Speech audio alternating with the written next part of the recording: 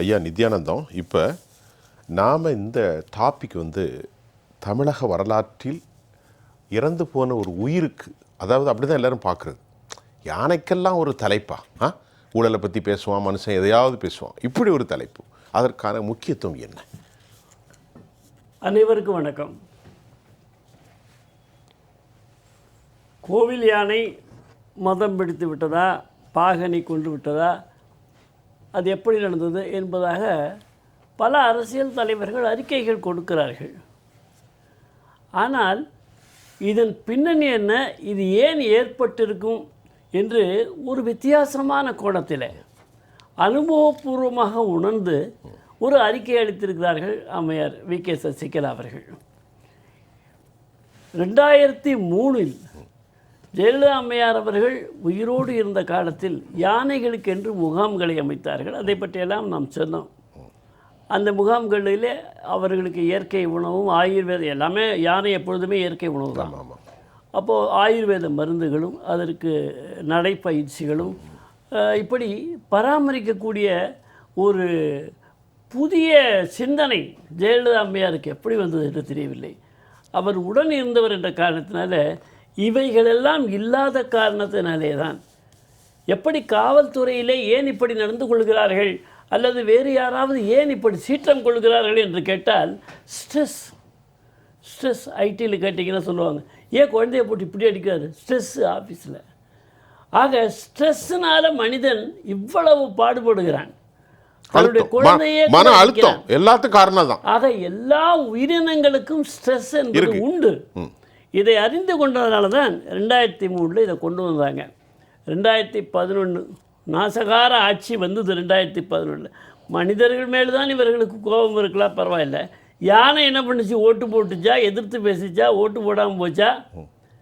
அந்த 2011 கம்ப்ளீட்டாக அந்த முகாம்களையே அவர்கள் நடத்தாமல் விட்டு விட்டார்கள். இழுத்து முடியாது.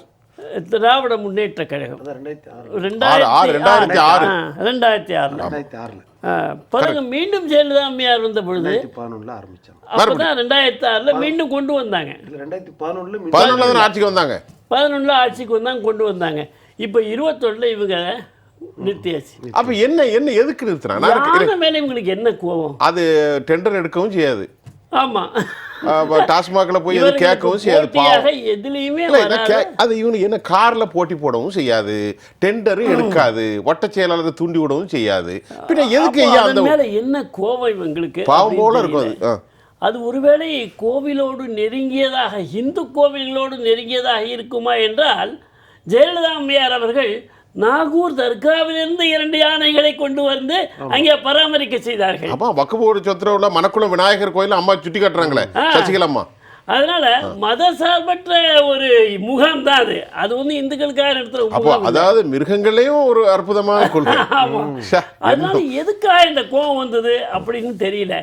இந்த வடை சுடுறவங்களுக்கு வேற வேலை இல்லாத காரணத்தினால, வாயிலேயே வடை சுட்டு வர்றதுனால இவங்க மக்களை திசை திருப்புவதற்காக இப்படி யானையை உள்ள செய்த. அதாவது ஜெயலலிதா அம்மையார் செஞ்சாங்களா, நிறுத்து. அதிமுக செய்தா, நிறுத்து. எல்லாம் அம்மான்னு வந்துடக்கூடாது. ஆமாம், இவங்க வாக்குறுதியில் சொன்னாங்க, நாங்கள் டேப்லெட்ஸ் கொடுப்போம், 4G 5G கொடுப்போம். அம்மா கொடுத்த லேப்டாப்பே கொடுக்கல. இன்னும் என்ன வாக்குறுதி? வாயில் வடை சுடுற வாக்குறுதி. இவற்றையெல்லாம் மக்கள் கேட்டுவிடக்கூடாது என்பதற்காக கொலைகள் கூட செய்ய தயங்காதவர்களாக இந்த அரசு இருக்குமோ என்ற சந்தேகம் எனக்கு எழுகிறது. யானையை கொலை செய்ய கூட தயங்காதவர்கள் கோவில் யானையை இப்படி செய்திருக்கிறார்கள். எனவே இந்த யானையை பராமரிக்க வேண்டியது அவசியம் என்பதை ஜெயலலிதா உலகுக்கு எடுத்து கொடுத்திருக்கிறார்கள். ஒட்டுமொத்த மனித சமூகத்துக்கும் சொல்லிட்டேன், உலகுக்கே எடுத்து கொடுத்திருக்கிறார்கள். உலகம்னா மனித சமூகம் தானே. அதாவது இதை தேவையில்லாமல் அவர்கள் செய்தார்கள் என்பதற்கு ஒரு விவகாரத்தை சொல்லிடுறேன். செல்வி ஜெயலலிதா மறைந்த போகிற ஒரு விஷயம் என்ன பாருங்க, நபிகள் நாயகம் ஒரு விஷயத்தை சொல்கிறார். என்ன பாருங்க, வீட்டில் வளர்க்கக்கூடிய பூனையை நீ சரியாக பராமரிக்கவில்லை என்றால் நாளை அவை உங்களுக்கு எதிராக இறைவனிடத்திலே சாட்சி சொல்லுங்கிறார். சரியான புரிதல். பார்த்தீங்களா? உங்க வீட்டில் வளர்க்குற பூனைக்கு நீ சரியாக வைக்க, நாளைக்கு உனக்கு எதிராக இறைவனிடத்தில் சாட்சி சொல்லுங்க. அப்போ எந்த அளவுக்கு நேசிக்கணும். ஆமாம், இப்போ நம்ம முன்னாடியே பேசுனது போல் நீங்கள் கேரளாவில் பார்த்தீங்கன்னா திருச்சூரில் எத்தனை யானைகள் வருகின்றன, எவ்வளவு யானை, கேரளாவில் உள்ள அத்தனை யானைகளையும் இங்கே சேர்க்கிறது. பூரம் விழா நடக்குது. ஏதோ அசம்பாவிதம் உண்டா? ஒண்ணுமே இல்லையா? என்னைக்கா ஒண்ணு அப்போ நடக்காது. அது அதாவது மனிதர்களைப் போல அதற்கும் ஏதோ ஒரு யானைக்கு என்றைக்காவது நடக்கலாம். சரி, இது எதுக்கு நிறுத்தினாங்க? நான் என்ன கேட்கேன், பல ஆயிரம் கோடி திட்டம் இல்லை, 70,000 கோடி 80,000 இல்லை, ஒரு 30 கோடி ரூபா அம்மா போட்டு ஏங்க 100 கோடி கொண்டு போய் கடல்ல பேனா வைக்கிறவனுக்கு இதை பத்தி அருமை தெரியுமா? சொல்லுங்க. பேனா 5 ரூபா தானே ஐயா?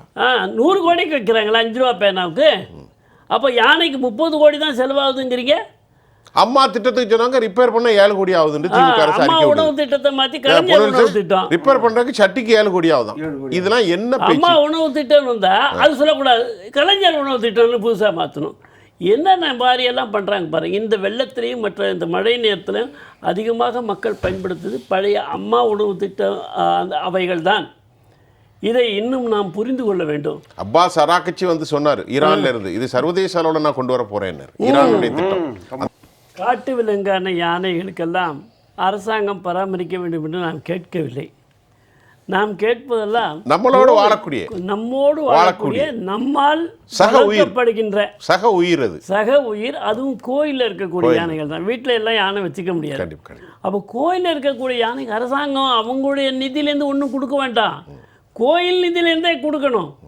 ஏன்னா கோயிலிலிருந்து ஏறத்தாழ 24,000 காவலர்கள் இருக்கிறார்கள். அரசாங்கத்தினுடைய காவலர்களுக்கு லட்சக்கணக்கான ரூபாய் வருமானம் வருது. சம்பளம் கொடுப்பது, அந்த 24,000 காவலர்களுக்கு சம்பளம் கொடுப்பது கோயில் நிதியிலிருந்து. கண்டிப்பா அது அரசாங்கம் கொடுக்க வேண்டிய சம்பளம், சட்டப்பையிலிருந்து கொடுக்கலையே. ஆமா. அதனால ஒரு யானையை பராமரிக்கிறதுக்கு இவங்களால முடியல.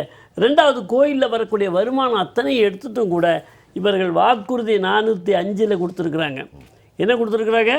திருத்தணி, சோளிங்கர், திருநீர்மலை, மலைக்கோட்டை, திருச்சி, இவற்றுக்கெல்லாம் இந்த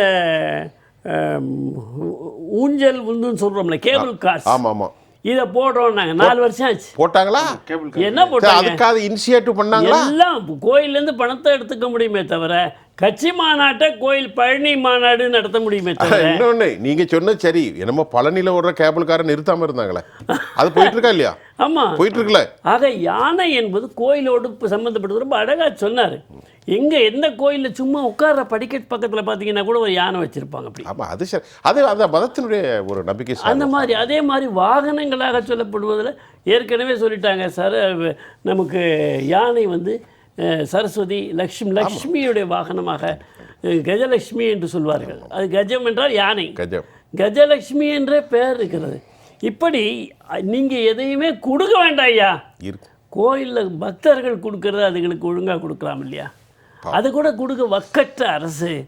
அது மட்டுமல்ல, ஆனால் பொன்வில்சன் சொல்லிட்டாரு தண்ணி காட்டுவார்கள் என்கிறார். ஒரு 4-5 மட்டும் சொல்லிடுறேன். 4-5 முடியாது, ஒரு வரியில, ஒரு வரி 4-5 இல்லை, இடம் அனுமதிக்கல, அங்கே காத்துக்கிட்டு இருக்காரு. மின்சாரத்துக்கு மாசத்துக்கு சொன்னாங்க 3 முறை ஏற்றிட்டாங்க. ஆமா, இது ஒன்று.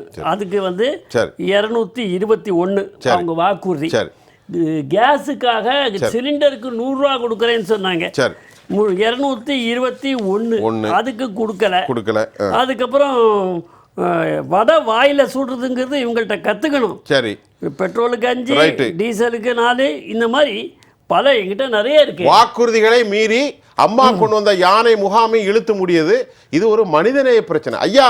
ஓல்டு பென்ஷன் ஸ்கீம் தெரியல. ஓல்டு பென்ஷன் ஸ்கீம்னா என்னன்னே தெரியல.